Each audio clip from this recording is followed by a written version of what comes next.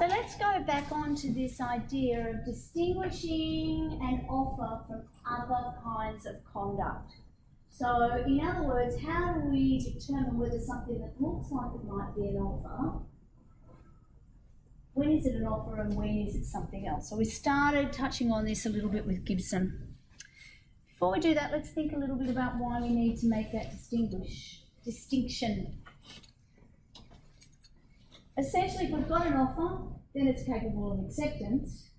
And if an offer is accepted without variation by the person to whom it was made, that acceptance is communicated before the offer itself is withdrawn, then an agreement is born.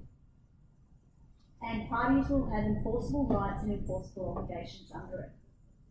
So if the conduct or statement or communication is not an offer, even if it is accepted, we don't have an agreement. So the kinds of conduct that we're going to have a look at is puffs. We've spoken about a little bit. A mere puff, sounds like a meerkat. Invitations to treat, which is where we'll spend most of our time. Supplies of information. And then we're going to have a look at auctions and tenders and see how they fit into this context. So an invitation to treat, already raised earlier. The invitation to treat is part of a preliminary negotiation which signifies an invitation to, a willingness to accept invitations for offers. Key cases in this area are the Pharmaceutical Society of Great Britain and Boots. I'll probably just refer to this as Boots Cash Chemist case or the Boots case. Also arises in relation to, so that particularly deals with the display of goods in shop. But it also arises in the context of advertisements and catalogues, and this pushes out these days into online shopping and online availability of goods and services. And we've got a couple of cases there, Partridge and Crittenden, but we've got some complications that arise as well. Issues that arise with invitations to treat, just need to be cognizant of the existence of the Australian Consumer Law. So we've already spoken earlier this evening about how the Carbolic Smoke Ball company, if it were to make the kinds of statements that it made back in 1893 today, we probably wouldn't go straight to contract law in order to solve that problem. We would look at the Australian Consumer Law and we would look at whether or not the statements were misleading or deceptive. So just because you can't be bound in contract to these statements doesn't mean that there isn't another remedy available to a consumer or a potential consumer who may have been misled or deceived or could potentially be misled or deceived. The other thing that this gives rise to the statutory overlay is, and we'll talk about this a little bit more when we get to privity, but it's not just your one-off consumer who can raise a complaint and get a remedy here. So in Carlisle and Carbolic Smoke Ball, Mrs. Carlisle needed to take an action. My guess is that she was a model litigant there and that she was funded in some way to do that, and there were probably a whole lot of people who were pissed off at that point in time.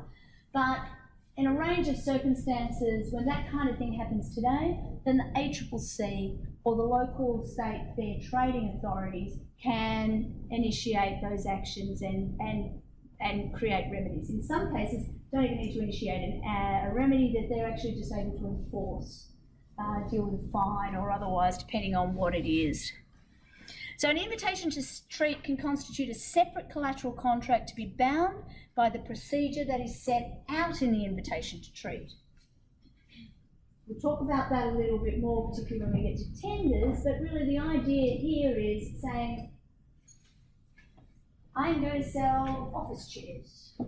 I will accept offers for individual chairs or all of the chairs. You make me offers, I will take the best offer that I receive in the next 7 days. There may well be a collateral contract that I have promised that they're the terms under which I will accept those offers. And if it turned out that Michelle here came and made me an offer for all of the chairs today, then I thought that's good enough, and I just take her offer and move on. If, I can't remember your name.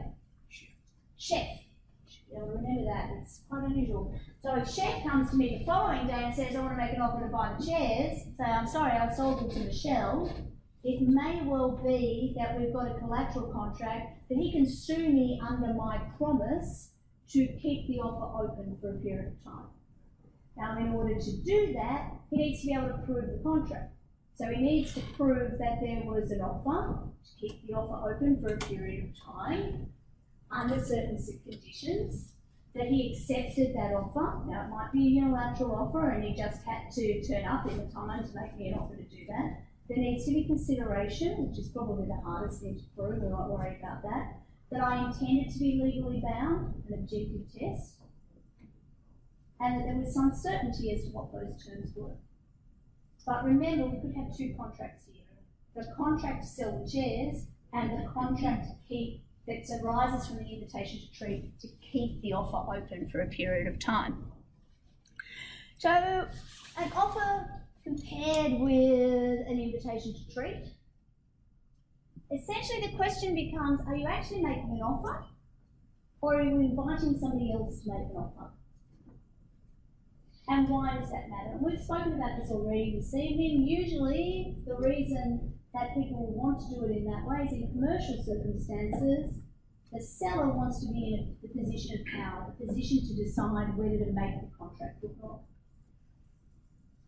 So when one party invites another to make an offer or to enter into negotiations, that's an invitation to treat. It's not capable of being accepted on its terms and turned into a binding contract. Though in many cases, it will become a binding contract within moments. So let's have a look at some of the cases. Fisher and Bell is a good one. This is available through myRMIT or whatever your learning management system is called this week, depending on where you are and what you do. So this is the case where essentially there was a law that says that you can't offer flick knives for sale. So the to remember which way round it is. I think Fisher is the police officer. Yes, so the defendant had, so Mr. Bell in his shop front had a glass case somewhere in his shop that had flick knives for sale in it. And Mr. Fisher went in, they look in the case, like to buy one of those please. Flick knife was taken out, wrapped up, cash exchanged hands, and Mr. Fisher says, hello, hello, hello. I've right nicked you, Governor. You have disobeyed the law. And Mr. Bell says, no, sorry, the law, which I fully understand, I'm making these bits up, says that you must not offer a flick knife for sale. I wasn't doing that. I was displaying them in my glass cabinet in my shop. And you made an offer to purchase it, and I accepted that offer. I made no offer to sell. It was a mere invitation to treat. What do we think? Now you've got the finding here on the slide. In the absence of any definition in the Act extending to the meaning of offer for sale, that term must be given its meaning in the ordinary course.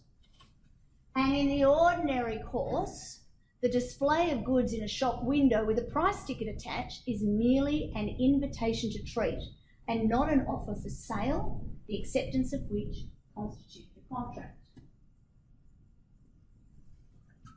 Have you asked to look at other obligations, such as whether the premises actually is a shop, whether that there's no business to sell, or so are these other things, so are you asking, do you need to look at whether those other things exist, or? Yeah, like, well, I guess the background of this man and the purpose of the shop, there's the purpose of having items in the shop. What is the purpose of having Yeah, what is the purpose of having items in the shop? Well, think about it though, in the ordinary course. So what if a child had come in, and as a matter of contract law, now if we are accepting that as a principle of contract law, a contract is made the minute that an offer is accepted.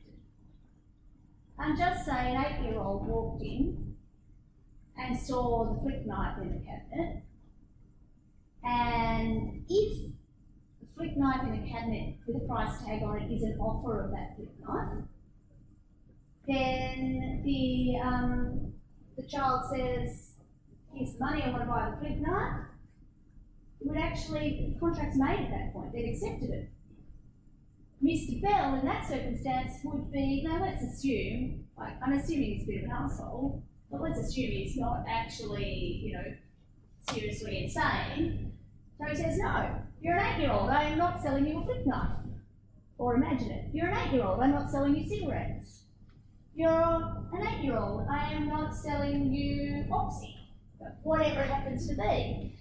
It's actually the vendor wants to be in control and needs to be in control in certain circumstances. I don't believe you've got the money.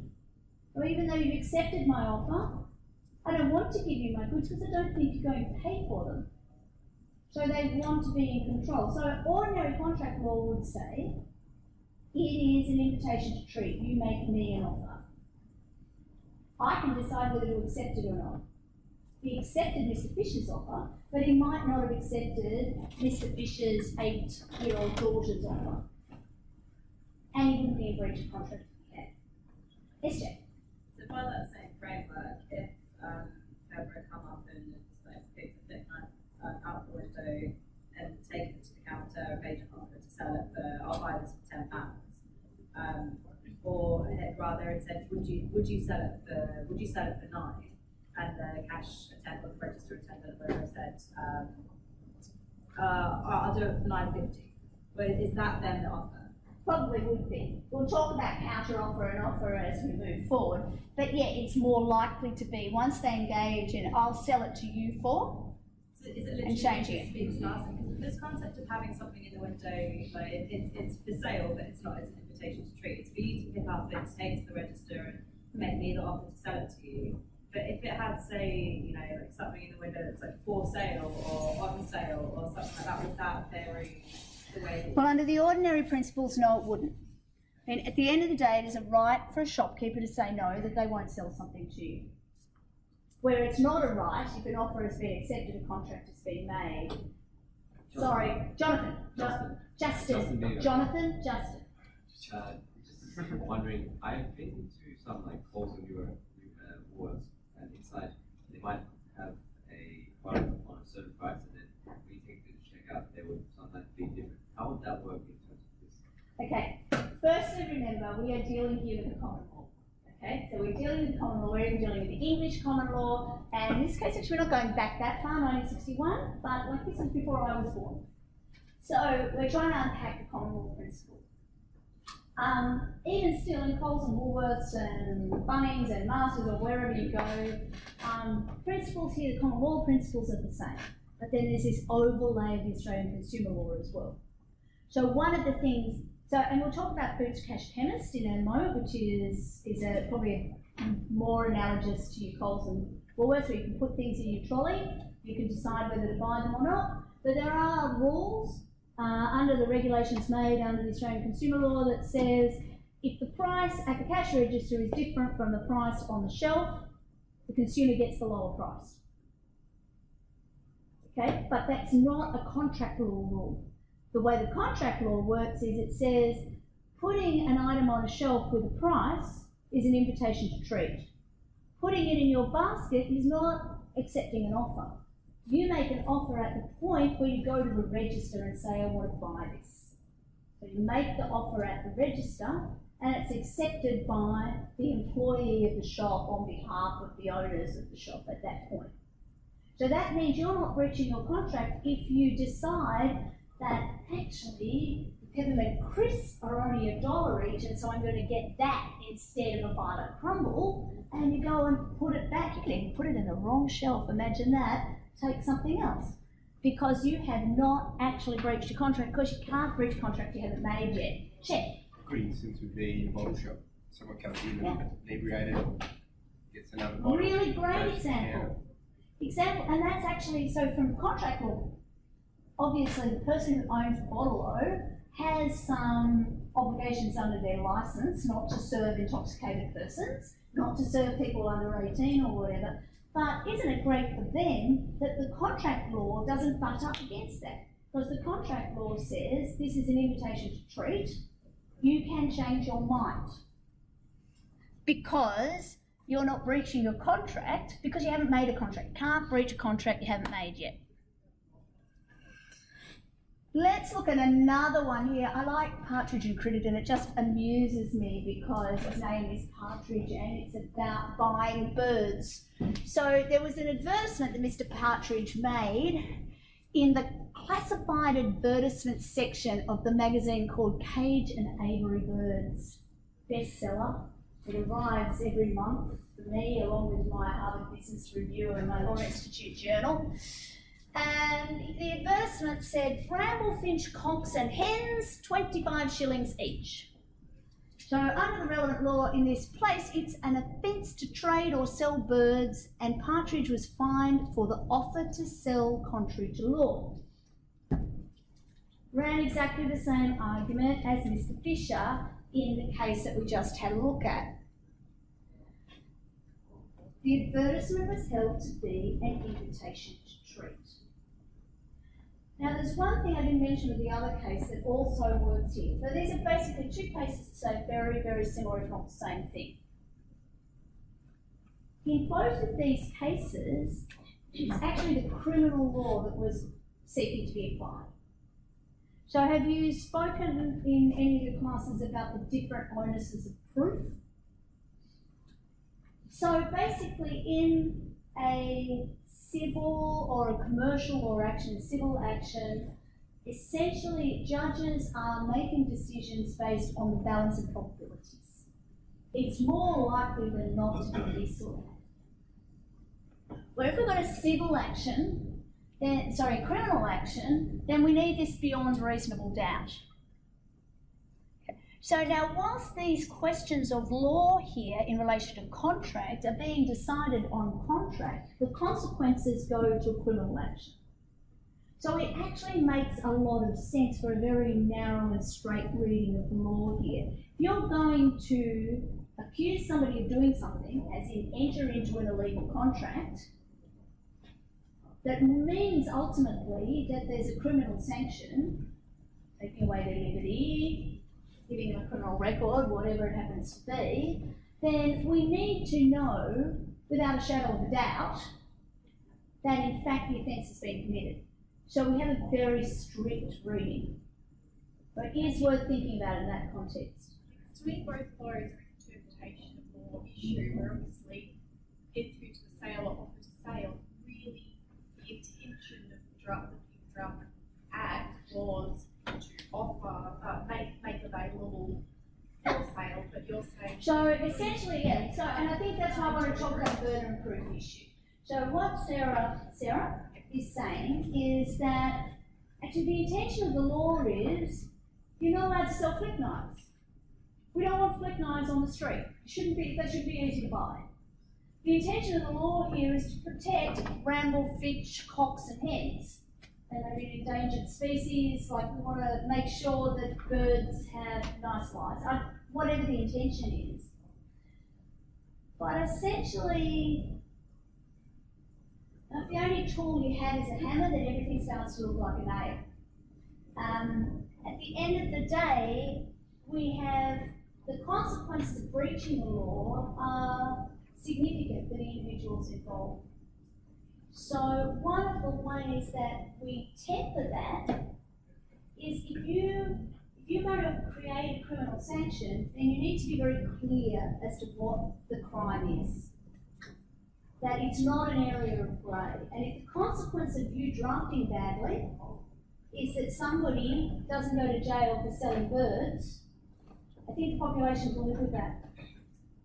Where it gets more difficult, and you'll deal with these kind of issues when you do criminal law, is when somebody walks free and they've killed a baby, you know, like, or whatever the terrible issue is, but here, can you see that the idea is that if the only tool you have is a hammer, then everything looks like a nail. We need to make sure that the law is not a blunt instrument and that you don't inadvertently commit crimes.